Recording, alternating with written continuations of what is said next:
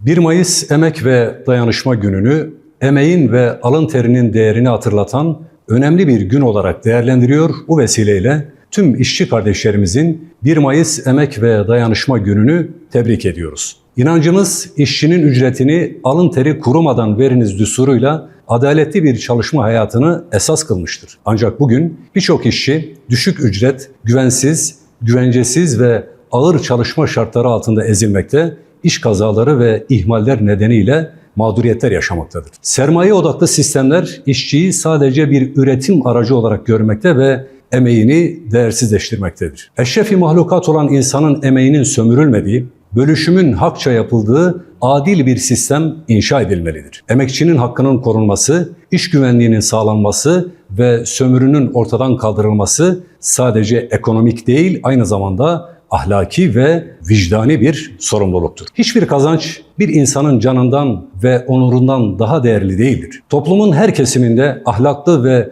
dürüst bireylerin yetişmesi, çalışma hayatında adaletin tesisine katkı sağlayacaktır. Bu vesileyle çağrımız, adil ücretin sağlandığı, güvenli çalışma ortamlarının oluşturulduğu ve insan onuruna yakışır şartların tesis edildiği bir düzenin hayata geçirilmesidir. Hüdapar olarak emeğin hakkını savunmaya ve adil bir düzenin inşası için mücadele etmeye kararlılıkla devam edeceğiz.